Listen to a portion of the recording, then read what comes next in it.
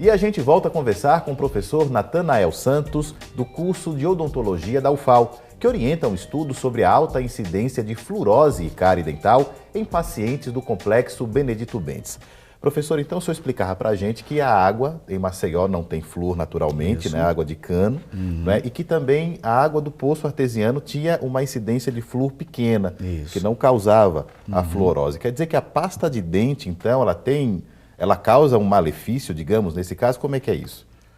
Na verdade, assim, o bom da pesquisa é a gente sempre trabalhar com as hipóteses, né? Então, o pesquisador ele tem a ideia na cabeça do que é que pode estar tendo causa e efeito. Então, a primeira hipótese seria excesso de flúor na água do poço artesiano seria o causador da fluorose nesses pacientes que foram atendidos na Universidade Federal de Alagoas. Né? Que não foi constatado. Então, a gente vai para uma segunda hipótese e bem basada na literatura científica, que é o consumo de flúor exagerado através do uso de cremes dentais. O que é que eu posso falar disso? As crianças, quando elas iniciam, né, a escovação... Qual a idade inicial para começar a escovação? Só para que você entenda o quanto é importante a escovação, eu tenho uma filha com 5 meses e ela tem 2 dentinhos. Eu já faço a higiene oral dela desde o nascimento desses dentes, para que ela possa se habituar com aquele movimento de limpeza da gengiva. Aproveita-se o momento do banho da criança para fazer uma higiene da boca, com gaze, com água limpa. E aí, quando o dente começa a nascer, aí a gente começa a usar uma dedeira, né, de silicone sem creme dental. E aí, a partir do momento que os dentes começam a nascer, vai havendo a necessidade do uso de uma escova, né, infantil propriamente dita. E é nesse momento que os riscos começam. Em casas onde os pais utilizam o mesmo creme dental para a família inteira, a concentração de um creme dental de adulto não pode ser usada em criança. Na criança. Então aí a criança até os 6 anos de idade não tem a capacidade de expectorar de forma adequada. Expectorar então, seria colocar para fora, seria cuspir, né, aquele excesso de creme dental. Então o que é que ocorre? A mãe, o pai ou o cuidador vai colocar o creme dental na escova da criança, normalmente enche essa escova, ou seja, a quantidade de creme já é inadequada. Até porque achando que quanto mais creme, mais limpeza. O pai e a mãe imagina que a espuma também é algo que faz limpar mais, e isso não tem nada a ver, não tem essa relação. Então, quando é feito essa escovação, a criança engole esse creme dental, né, praticamente que todo o creme dental. E aí, essa concentração de flúor que ele engole é totalmente inadequada. Então, aquele dente dele, que ainda está lá dentro do osso, em formação, e que só vai nascer aos 7 anos de idade, ele já tem a incorporação desse flúor, já vai ser afetado, e aí, quando o dente nasce, ele nasce com essas manchas. Então, as grandes recomendações são relacionadas a uma quantidade de pasta muito pequena na escova e a concentração de flúor ideal. Existem hoje várias marcas comerciais com concentrações de flúor para crianças, inclusive as abaixo de 2 anos de idade, nem flúor elas precisam usar na pasta. Então usar uma pasta sem flúor. Que as crianças utilizem uma pasta adequada para elas até essa idade. De que idade, por exemplo? Isso, de 0 a 2 anos, sem flúor. De 0 a 2 anos não é recomendado, não pode usar flúor. Isso, apenas a utilização da própria limpeza com a gaze, com água, faz com que esses dentes tenham uma remoção da placa bacteriana, que é o grande causador da cárie. A partir desse momento, né, a criança com 1 ano e meio, né, a 2 anos, já tem a sua dentição decídua, ou seja, os seus dentes de leite na boca. A partir desse momento é necessário a escovação com creme dental com flúor.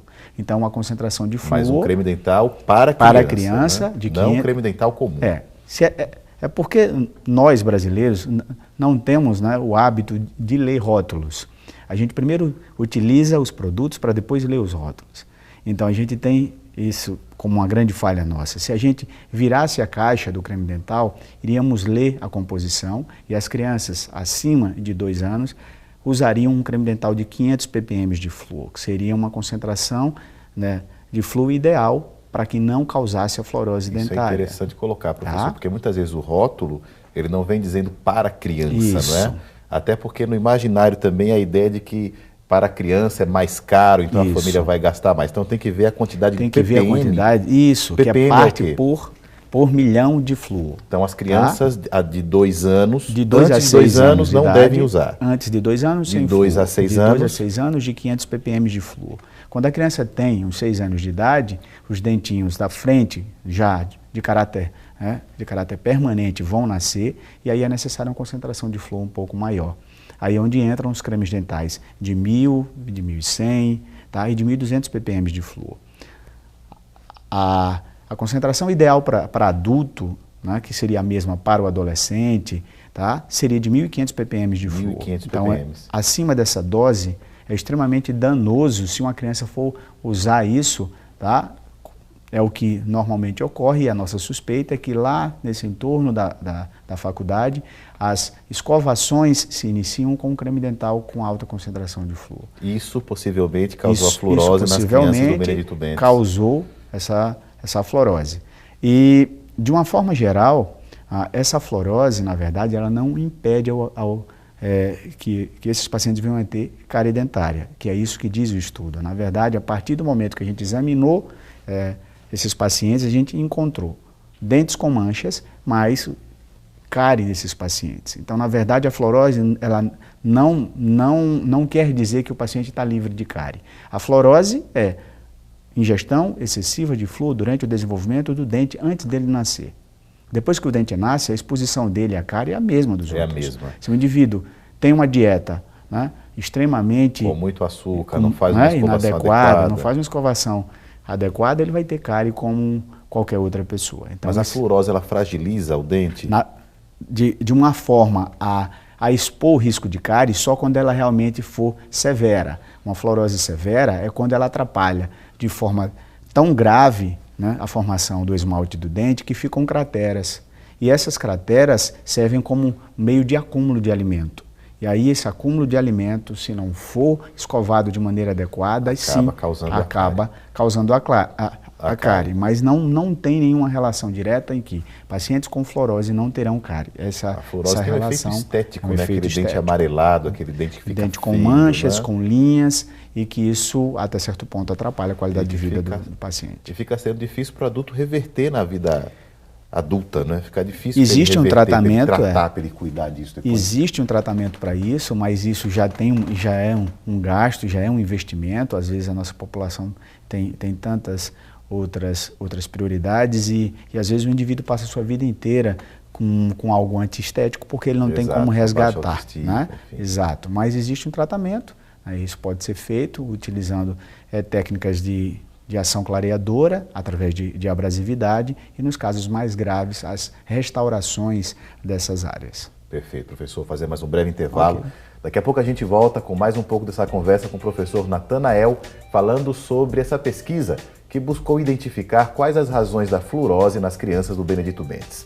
Conhecer, volta já, não sai daí.